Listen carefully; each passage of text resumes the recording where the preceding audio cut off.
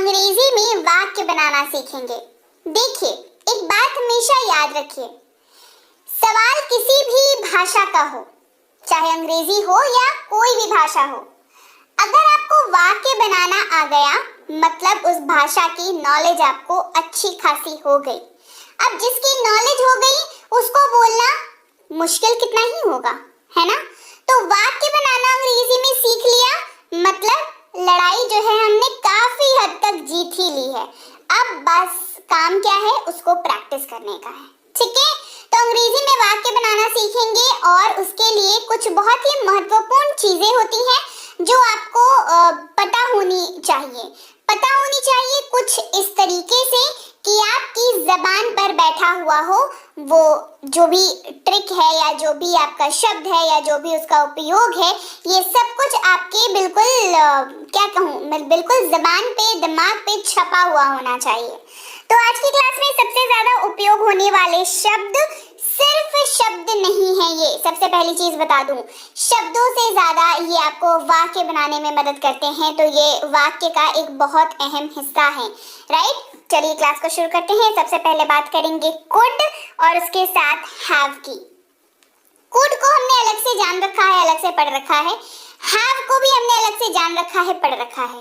लेकिन जो फ्लुएंसी की बात आती है, जो एक नॉलेज की बात आती है, जो आप अब अंग्रेजी बोलते हैं तो आप में वो नॉलेज, वो जो आपकी लर्निंग है वो झलकती है, वो कब होती है, जब आप इन चीजों की लर्निंग शुरू कर देते हैं।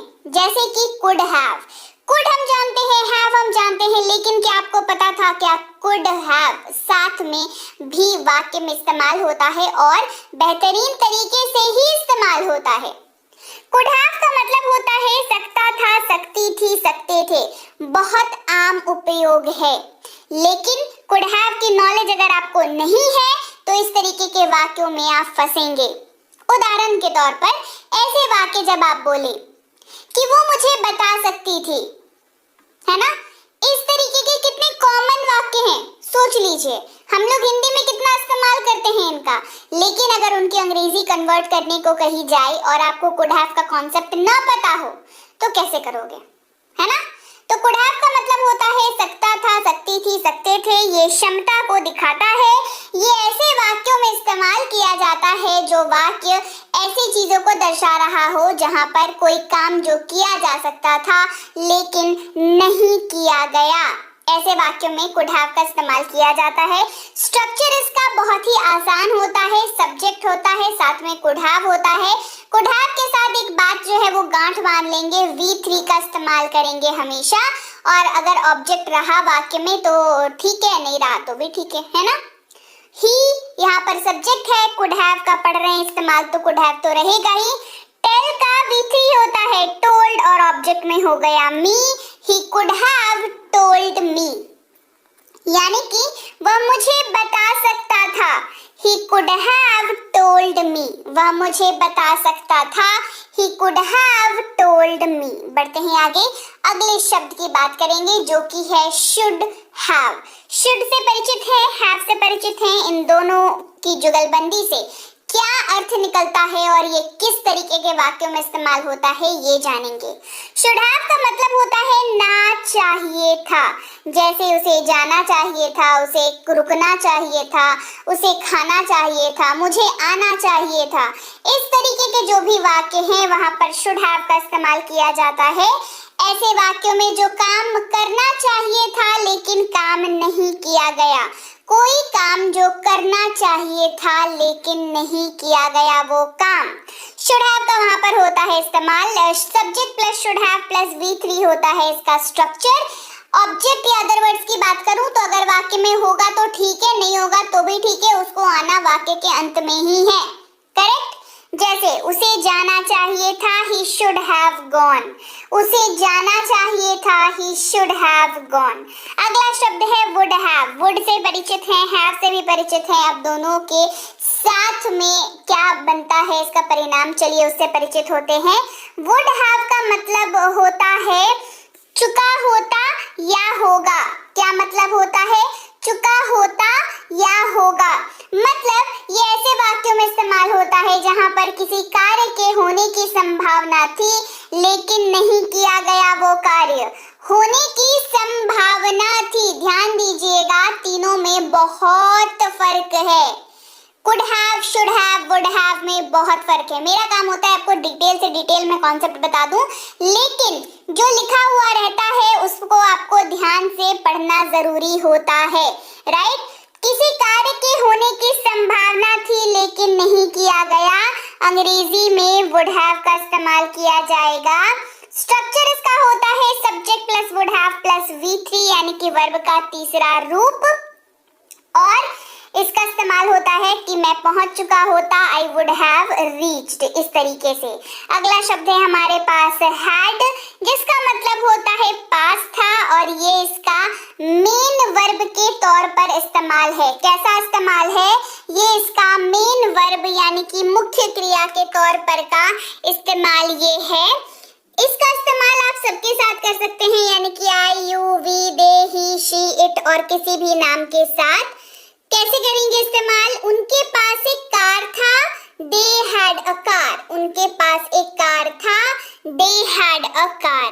अब had का हेल्पिंग वर्ब के तौर पर इस्तेमाल देखेंगे, I, you, we, they, he, she, it और किसी भी नाम के साथ ये इस्तेमाल हो जाता है।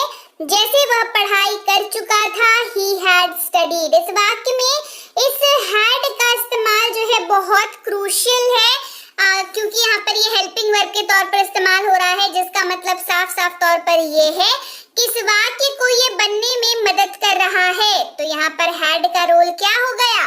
हेल्पिंग वर्ब का रोल हो गया, तौर पर इस्तेमाल होता है। और ये आई, यू, वी, दे सबके साथ इसके साथ इस्तेमाल होता है। मेरे पास एक बुक है, आई हैव अ बुक। मेरे पास एक बुक है, I have a book. Have helping verb के तौर पर भी इस्तेमाल होता है, यानी कि सहायक क्रिया के तौर पर भी हैव का इस्तेमाल होता है। जैसे आप पढ़ाई कर चुके हैं, यू हैव स्टडीड, आप पढ़ाई कर चुके हैं, यू हैव स्टडीड। अगला शब्द है हैज, जिसका मतलब होता है पास है, जब ये मेन वर्ब के तौर पर इस्तेमाल हो रहा हो। इसका इस्तेमाल आप ही, शी, इट और किसी भी नाम के साथ करते हैं। जैसे उसके पास एक कार है, he has a car, उसके पास एक कार है, he has a car।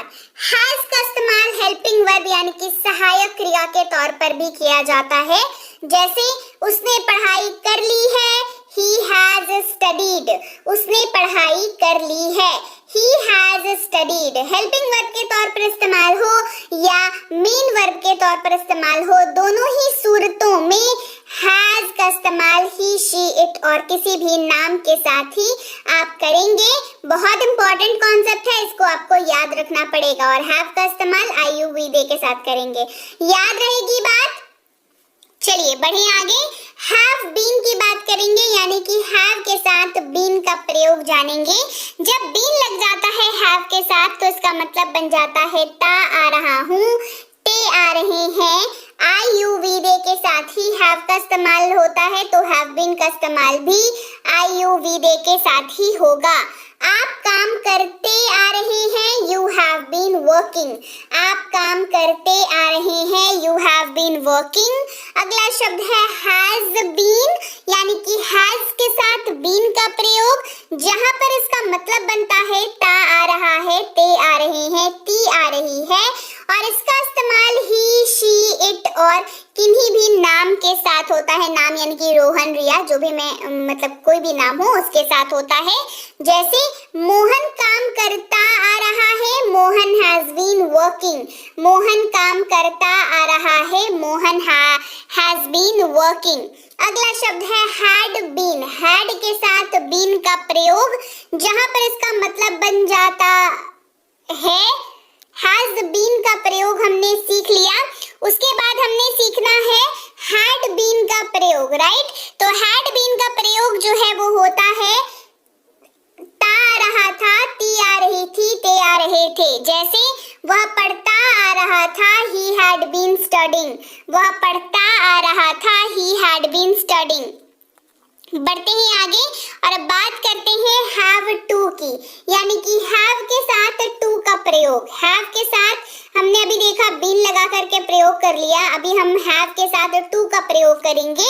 Have के साथ टू का जब प्रयोग होता है तो उसका मतलब बनता है ना है, नी है, ने है। इनमें से कोई भी वाक्य में दिखे तो आपको हैव टू का प्रयोग करना है। याद रहे हैव टू का प्रयोग भी आई यू वी दे के साथ ही किया जाता है। जैसे मुझे खाना है, आई हैव टू ईट। मुझे खाना है, I have to eat. Has to की बात कर लेंगे। हैज टू का इस्तेमाल भी ही, शी, इट और किसी भी नाम के साथ ही आपने करना है। जैसे उसे जाना है, ही हैज टू गो। देखिए फर्क क्या आया, बस यूज का फर्क आया, मतलब दोनों का सेम है। आगे बढ़ते हैं, हैड टू की बात करेंगे। हैड के साथ टू का प्रयोग, और हैड टू का सबके साथ आप इस्तेमाल कर सकते हैं। I you we they he she it और किसी भी नाम के साथ। इसका मतलब होता है ना था। क्या मतलब होता है? ना था। जैसे उसे जाना था, he had to go। उसे जाना था, he had to go। अगला शब्द है will have। will के साथ have का प्रयोग। will have मतलब होता है चुका होगा, चुके होंगे, चुकी होगी। क्या मतलब होता है इसका? चुका होगा, चुके होंगे, चुकी होगी। इस्तेमाल जी सबके साथ होता है। will have का इस्तेमाल I you we they he she it और किसी भी नाम के साथ आप will have का इस्तेमाल कर सकते हैं। जैसे वह पढ़ चुका होगा, he will have studied। वह पढ़ चुका होगा, he will have studied।